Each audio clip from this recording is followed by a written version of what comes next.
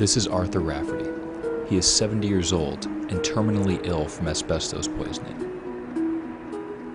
For the past 36 years, Arthur has been trying to find the man who murdered his father. My father in 1974 on the 15th of August was in a bar in North Belfast called the Hole in the Wall. Two dockers, one Martin Meakin, told my father a story. Whatever they told him, it must have been good, because my father was not a stupid man. So he left his drink and walked out with them. He came past number 12. Two men were waiting in number 12, one with a loaded armalite rifle. They came out of the house. The fellow knew there was something wrong, and he ran, and they chased after the fellow, shot him 12 times, and the fellow lay here.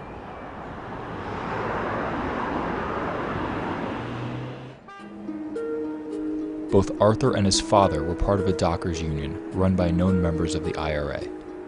As Arthur began looking deeper into his father's murder, the connection became increasingly apparent. My father was murdered because he spoke out against our union. Our union was run by Sinn Féin IRA, and all the top men in the top jobs of our union were all members of Sinn Féin IRA. And my father spoke out against them time and time again because he would take no nonsense from them, and they didn't like that. North Belfast in the 1974s was packed day and night with army and police. You couldn't have got walking whereas you were stopped and questioned. Yet these people had time to walk my father for 500 yards down into Newington Street and shoot at my father 12 times. Go into the house again, put the gun away, walk down the street past my father who was lying in the street bleeding to death, get into a taxi and get down to the New Lodge Road without meeting any police or army. That to me sounds funny. Number 12 was a safe house for the IRA.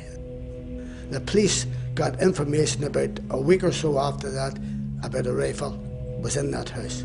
Someone phoned in. The police raided that house, found the rifle, found a magazine, found ammo, found gloves, balaclava and a boiler suit. They all went missing. A brown envelope with 2 bullets in it was put through the mother's letterbox.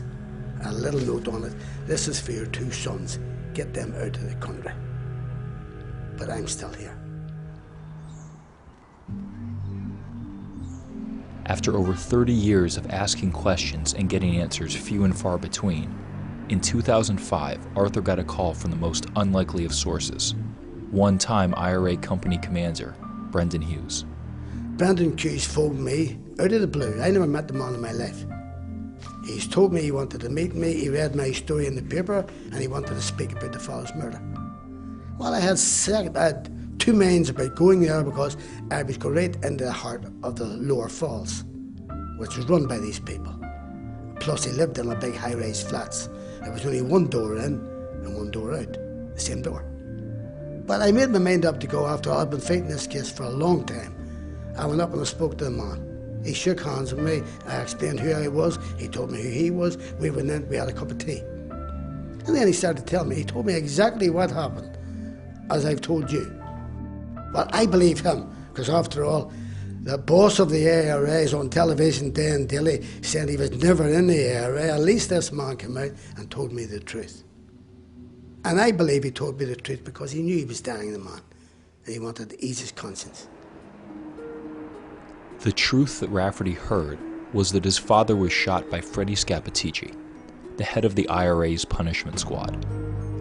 In 2003, Scappaticci was revealed to be a high-level agent for British intelligence, solidifying Rafferty's claims of a cover-up. Since, Scappaticci has fled the country. Scappaticci has signed an affidavit that his solicitor holds that if anything ever happens to him, he's to release that. Many a person he's put to death with the knowledge of the RUC. And if he fell, the whole of Stormont would fall. It's as simple as that. But the police and the HCT and the ombudsman and the other corrupt people up in Stormont may be hating this fellow Scappaticci in London. He's not too far away from me. and that if he wants to try and take out another Arthur Rafferty, let him come to me. Simple as that. I've lost my life in a way that it's a vicious circle. This corrupt union that tortured my father and helped to murder my father has also killed me. I'm dying. Same people.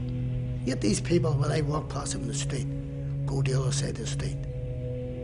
If they're driving past me in a car and they see me coming, their head shoots the other way. They don't want to talk to me. I told my father when he was down in the hospital, he was cut practically in two. The doctors in the hospital didn't.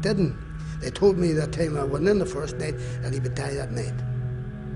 That man lasted for nearly 4 weeks, a good strong man. And he told me everything bar that people had done it. And I want to make sure that his story is heard. I told him I wouldn't leave it until I do.